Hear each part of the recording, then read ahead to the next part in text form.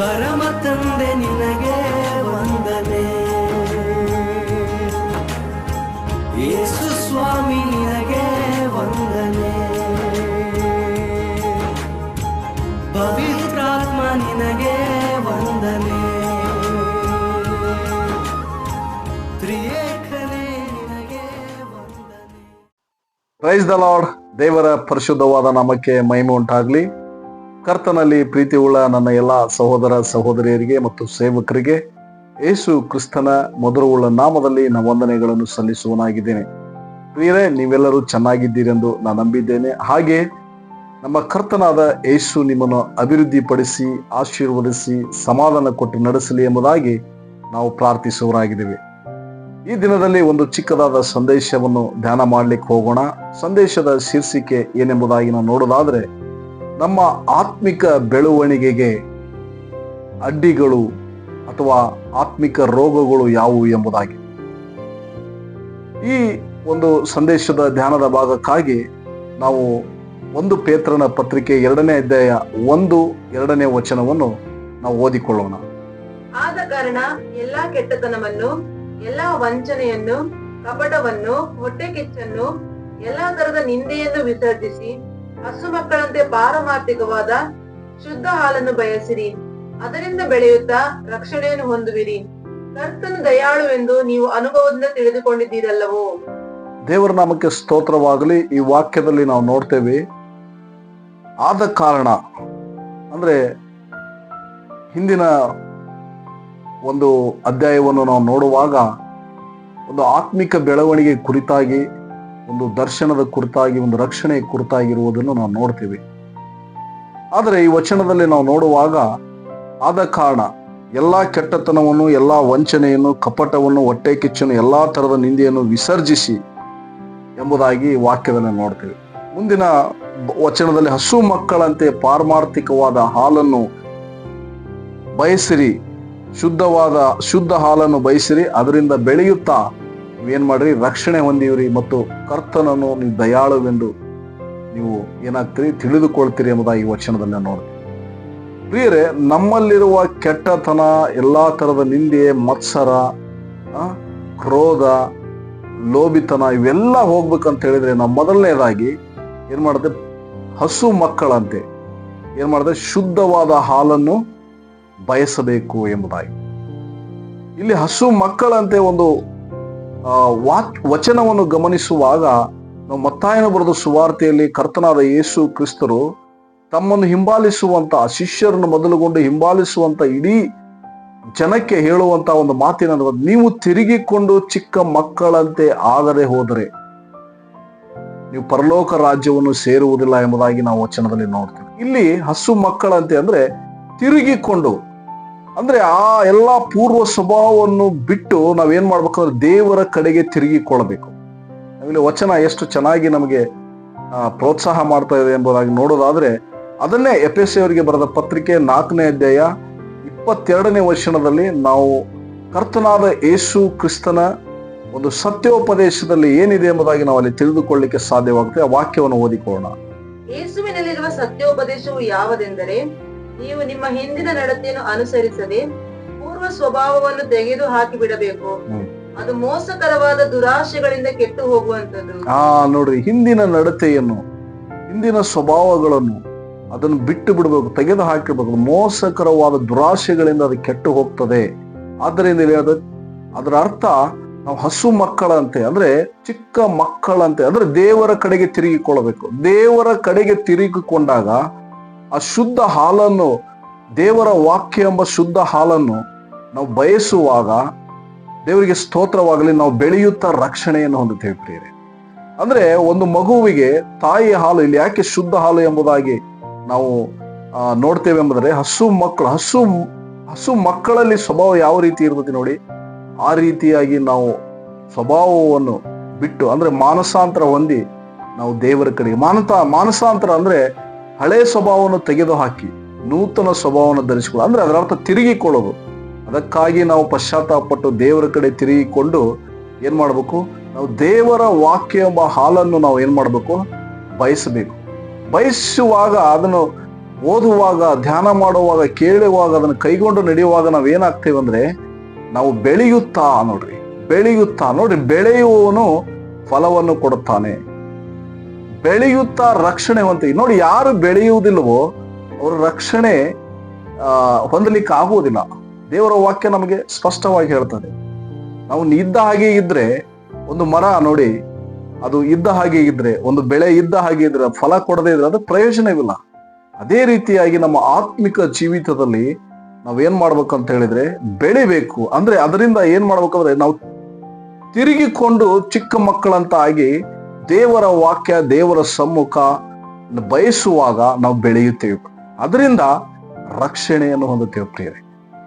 ಆದ್ದರಿಂದ ನೋಡ್ರಿ, ನಾವು ಹಸು ಮಕ್ಕಳಂತ ಅಲ್ಲಿ ಒಂದು ಪದ ಉಪಯೋಗಿಸಲ್ಪಟ್ಟಿರುವುದು ನಮಗೆ ಸ್ಪಷ್ಟವಾಗಿ ಗೊತ್ತಾಗ್ತದೆ.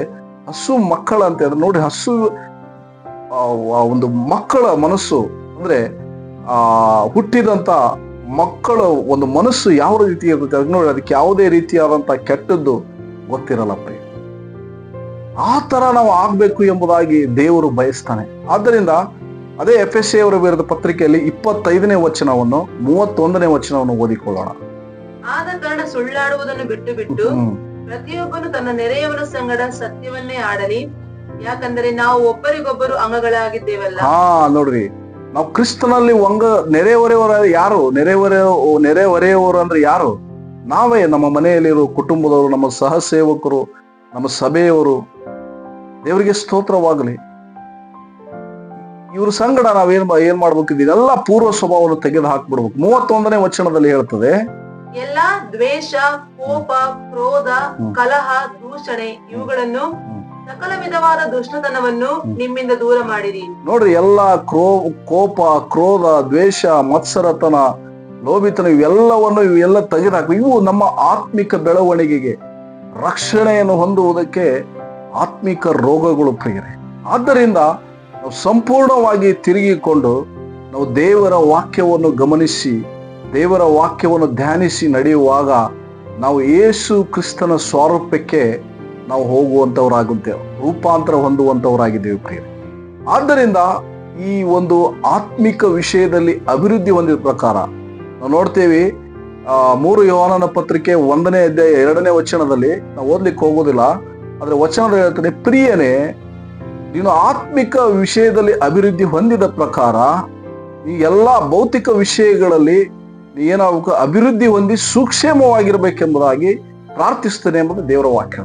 ಅಂದ್ರೆ ನಾವು ಆತ್ಮಿಕವಾಗಿ ಬೆಳೆಯುತ್ತಾ ಬೆಳೆಯುತ್ತಾ ಬೆಳೆಯುತ್ತಾ ನಾವೇನಾಗ್ತೇವೆ, ಯೇಸುವಿನ ಸ್ವರೂಪಕ್ಕೆ ಹೋಗ್ತೇವೆ. ಮತ್ತೆ ಅಷ್ಟು ಮಾತ್ರ ರಕ್ಷಣೆಯನ್ನು ನಾವು ಹೊಂದಿಕೊಳ್ಳೋದು, ಬೆಳಿಬೇಕು. ದೇವರೇ, ಆತ್ಮಿಕ ವಿಷಯಗಳಲ್ಲಿ ನಾವು ಬೆಳಿಬೇಕು ಪ್ರಿಯರೇ. ಇದ್ದ ಹಾಗೆ ಇದ್ರೆ ನಮಗೆ ಅದು ದೇವರಿಗೂ ಇಷ್ಟವಿಲ್ಲ, ಮೆಚ್ಚುಗೆ ಆಗೋದಿಲ್ಲ. ಮತ್ತು ನಾವು ಈ ಲೋಕದಲ್ಲಿ ಸಾಕ್ಷಿಗಳಾಗಿ, ನಾವು ಯೇಸುವಿನ ಗುರುತುಗಳಾಗಿ ನಾವು ಇರಲಿಕ್ಕೆ ಸಾಧ್ಯವಾಗುವುದಿಲ್ಲ. ಆದ್ದರಿಂದ ಈ ಒಂದು ಆತ್ಮಿಕ ಬೆಳವಣಿಗೆಗೆ ಈ ರೋಗಗಳು ತುಂಬಾ ಮಾರಕವಾಗಿವೆ. ಇವತ್ತು ಅನೇಕ ಯೇಸುವಿನ ಹಿಂಬಾಲಿಸುವಂತ ಅನೇಕ ಜನರಲ್ಲಿ ಲೌಕಿಕವಾದ ಸ್ವಭಾವಗಳು ಯಾಕೆ ಕಂಡು ಬರ್ತಾ ಇದ್ದಾವೆ? ಎಫೆಸ 31ರಲ್ಲಿ ಹೇಳುವ ಪ್ರಕಾರ, 25ರಲ್ಲಿ ಹೇಳುವ ಪ್ರಕಾರ, 22ರಲ್ಲಿ 4ನೇ ಅಧ್ಯಾಯ 22ರಲ್ಲಿ ಹೇಳುವ ಪ್ರಕಾರ ಪೂರ್ವ ಸ್ವಭಾವ ಇನ್ನೂ ಹೋಗಿಲ್ಲ, ಸುಳ್ಳಾಡುವುದನ್ನು ಇನ್ನೂ ಬಿಟ್ಟಿಲ್ಲ, ಕೋಪ, ಕ್ರೋಧ, ಮತ್ಸರ, ಹೊಟ್ಟೆ ಕಿಚ್ಚು ಇವುಗಳು ಇನ್ನೂ ಹೋಗಿಲ್ಲ, ಒಬ್ಬರನ್ನ ಕಂಡ್ರೆ ಒಬ್ಬರು ಆಗುವುದಿಲ್ಲ. ಇದೆಲ್ಲ ಏನಂದ್ರೆ ಇದು ಬೆಳವಣಿಗೆ ಕುಂಠಿತವಾಗಿದೆ, ಇದು ರಕ್ಷಣೆಗೆ ತಡೆಯಾಗಿದೆ ಎಂಬುದಾಗಿ ನಮಗೆ ಸೂಚಿಸ್ತದೆ. ಇವೆಲ್ಲವನ್ನು ಬಿಟ್ಟು ನಾವೇನ್ ಮಾಡ್ಬೇಕಂದ್ರೆ ಪಶ್ಚಾತ್ತಾಪಪಟ್ಟು ನಾವೇನ್ ಮಾಡ್ಬೇಕು, ದೇವರ ಕಡೆಗೆ ತಿರುಗಿಕೊಳ್ಬೇಕು, ದೇವರ ವಾಕ್ಯದ ಕಡೆಗೆ, ದೇವರ ಪ್ರಸನ್ನತೆಗೆ ಹೆಚ್ಚಾಗಿ ಬೈಬಲ್ ವಾಕ್ಯಗಳನ್ನು ಧ್ಯಾನ ಮಾಡುತ್ತಾ, ಅದನ್ನು ಕೇಳುತ್ತಾ, ಅದನ್ನು ನಮ್ಮ ಜೀವನದಲ್ಲಿ ಕೈಗೊಂಡು ನಡೆಯುವಾಗ ನಮ್ಮಲ್ಲಿ ಒಂದು ರೂಪಾಂತರ ಬರ್ತದೆ ನೋಡ್ರಿ. ಅದೇ ವಿಸರ್ಜಿಸುವುದು, ತೆಗೆದು ಹಾಕ್ಬಿಡೋದು ಆಟೋಮೆಟಿಕ್ ಹೋಗ್ತದೆ. ಯಾವಾಗ ದೇವರ ವಾಕ್ಯ ಶುದ್ಧ ಎಂಬ ಹಾಲು ನಮ್ಮ ಹೃದಯದಲ್ಲಿ ಹೋಗ್ತದೋ ಅವಾಗ ದೇವರ ಸ್ವಾರೂಪ್ಯ ನಮ್ಮಲ್ಲಿ ಬೆಳೀತಾ ಹೋಗುತ್ತದೆ. ಅದರಿಂದ ರಕ್ಷಣೆ ನಾವು ಹೊಂದುತ್ತೇವೆ. ಮತ್ತು ಅಷ್ಟು ಮಾತ್ರ, ದೇವರು ಸರ್ವೋತ್ತಮನೆಂದು ನಾವು ತಿಳಿದುಕೊಳ್ತೇವೆ. ದೇವರು ದಯಾಳವೆಂದು ನೀವು ಚೆನ್ನಾಗಿ ತಿಳಿದುಕೊಂಡಿದ್ದೀರಲ್ಲವೇ ಎಂಬುದಾಗಿ ವಾಕ್ಯದಲ್ಲಿ ಅದು. ಪ್ರಿಯರೇ, ಇವತ್ತು ನಮ್ಮ ಆತ್ಮಿಕ ಜೀವಿತವನ್ನು ನಾವು ಪರೀಕ್ಷೆ ಮಾಡಿಕೊಳ್ಳೋಣ. ಈ ಸಂದೇಶವನ್ನು ವೀಕ್ಷಿಸುವಂತ ನನ್ನನ್ನು ಸೇರಿಸಿಕೊಂಡು ನಾವು ಎಷ್ಟು ರೀತಿಯಲ್ಲಿ ಎಷ್ಟು ಚೆನ್ನಾಗಿ ಆತ್ಮಿಕ ವಿಷಯದಲ್ಲಿ ಅಭಿವೃದ್ಧಿ ಹೊಂದುತ್ತಾ ಇದ್ದೇವೆ ಎಂಬುದಾಗಿ ನಮ್ಮನ್ನು ನಾವು ಪರೀಕ್ಷೆ ಮಾಡಿಕೊಳ್ಳೋಣ. ಬೆಳೆಯುತ್ತಾ ರಕ್ಷಣೆ ಹೊಂದ್ತಾ ಇದ್ದೇವಾ, ಅಥವಾ ಆತ್ಮಿಕ ರೋಗಗಳಿಂದ ಕುಂಠಿತವಾಗಿ ಅದು ಹಿಂಜಾರುವ ಪರಿಸ್ಥಿತಿಗೆ ಹೋಗ್ತಾ ಇದೆಯಾ, ನಮ್ಮನ್ನು ನಾವು ಪರೀಕ್ಷೆ ಮಾಡಿಕೊಳ್ಳೋಣ ಪ್ರಿಯರೇ. ಆದ್ದರಿಂದ ನೀವು ಪೇತ್ರನ ಬರೆದ ಪತ್ರಿಕೆಯಲ್ಲಿ ನೋಡುವಾಗ 1ನೇ ಅಧ್ಯಾಯದಲ್ಲಿ ನೀವು 5, 6, 7ನೇ ವಚನಗಳನ್ನು ನೋಡುವಾಗ ಅಲ್ಲಿ ಚೆನ್ನಾಗಿ ಗೊತ್ತಾಗ್ತದೆ. ಅಲ್ಲಿ ನಮ್ಮ ಆತ್ಮಿಕ ಬೆಳವಣಿಗೆಗಳ ಬಗ್ಗೆ ತುಂಬಾ ಚೆನ್ನಾಗಿ ಬರೆಯಲ್ಪಟ್ಟಿದೆ, ನೀವು ಓದಿ. ಆದ್ರೆ ಇಲ್ಲಿ ನಾನು ಎನ್ಕರೇಜ್ ಮಾಡುವಂತಹ ಒಂದು ಸಂಗತಿ ಏನಂತ ಹೇಳಿದ್ರೆ, ನಾವು ಆತ್ಮಿಕ ವಿಷಯದಲ್ಲಿ ಅಭಿವೃದ್ಧಿ ಹೊಂದುತ್ತಾ ಅಂದ್ರೆ ಬೆಳೆಯುತ್ತಾ ನಾವು ರಕ್ಷಣೆ ಕಡೆಗೆ ಹೋಗೋಣ ಬೇರೆ. ದೇವರ ನಾಮಕ್ಕೆ ಸ್ತೋತ್ರವಾಗಲಿ. ಆದ್ದರಿಂದ ನಮ್ಮನ್ನು ನಾವು ಪರೀಕ್ಷೆ ಮಾಡಿಕೊಂಡು ನಾವು ಪ್ರತಿನಿತ್ಯ ದೇವರ ವಾಕ್ಯದಲ್ಲಿ ಬೆಳೆದು ದೇವರಿಗೆ ಮೆಚ್ಚುಗೆಯಾಗಿ ದೇವರಿಗೆ ಫಲ ಕೊಡುವವರಾಗಿ ನಾವು ಏನ್ ಮಾಡೋಣ, ಈ ಲೋಕದಲ್ಲಿ ಸಾಕ್ಷಿಗಳಾಗಿ ಜೀವಿಸಿ ನಾವು ನಿತ್ಯ ಜೀವಕ್ಕೆ ಬಾಧ್ಯಸ್ಥರಾಗೋಣ. ದೇವರು ಈ ಚಿಕ್ಕ ಸಂದೇಶದ ಮೂಲಕ ನಿಮ್ಮನ್ನು ಆಶೀರ್ವಾದ ಮಾಡಲಿ. ಪ್ರಾರ್ಥನೆ ಮಾಡೋಣ. ಪ್ರೀತಿ ಸ್ವರೂಪನಾದ ಪರಲೋಕದ ತಂದೆ ಆ ದೇವರೇ, ಈ ವಾಕ್ಯದ ಮೂಲಕ ಮುಂದೆ ನಾವು ತಗ್ಗಿಸಿಕೊಳ್ತೀವಪ್ಪ ಸ್ವಾಮಿ. ಹೌದು ಸ್ವಾಮಿ, ಎಲ್ಲಾ ವಿಧವಾದ ರೀತಿಯಾದ ಕೆಟ್ಟತನ, ಮತ್ಸರ, ಹೊಟ್ಟೆ ಕಿಚ್ಚು, ಎಲ್ಲಾ ತರದ ನಿಂದೆ, ಅಪ್ಪ ಕಾಮ, ಕ್ರೋಧ, ಮದ, ಮತ್ಸರ, ಹೊಟ್ಟೆ ಕಿಚ್ಚು, ಸುಳ್ಳಾಡುವುದು ಎಲ್ಲವನ್ನು ಬಿಟ್ಟು ದೇವರೇ ಸಂಪೂರ್ಣವಾಗಿ ಚಿಕ್ಕ ಮಕ್ಕಳಂತೆ ನಿನ್ನ ಕಡೆ ತಿರುಗಿಕೊಂಡು ದೇವರೇ ಪರಿಪೂರ್ಣ ಮಾನಸಾಂತರದೊಂದಿಗೆ ನಿಮ್ಮ ವಾಕ್ಯದಲ್ಲಿ ಬೆಳೆಯುವುದಕ್ಕೆ ರಕ್ಷಣೆ ನಿತ್ಯ ಜೀವಕ್ಕೆ ಬಾಧ್ಯಸ್ಥರಾಗುವಂತೆ ಕೃಪೆ ಕೊಡ್ರಿ. ಆನ್ಲೈನ್ ನೋಡುವಂಥವ್ರನ್ನು ಆಶೀರ್ವಾದ ಮಾಡ್ರಿ, ಬಲಪಡಿಸ್ರಿ. ಘನಮಾನ ಮಹಿಮೆ ನಿಮಗೊಬ್ಬರಿಗೆ ಸಲ್ಲಿಸುತ್ತ ಪ್ರಾರ್ಥನೆ ಕ್ರಿಸ್ತ ಯೇಸುವಿನ ನಾಮದಲ್ಲಿ ಬೇಡಿ ಹೊಂದಿದ್ದೇವೆ, ಪರಲೋಕದ ಜೀವವುಳ್ಳ ತಂದೆ. Amen. Thank you. God bless you.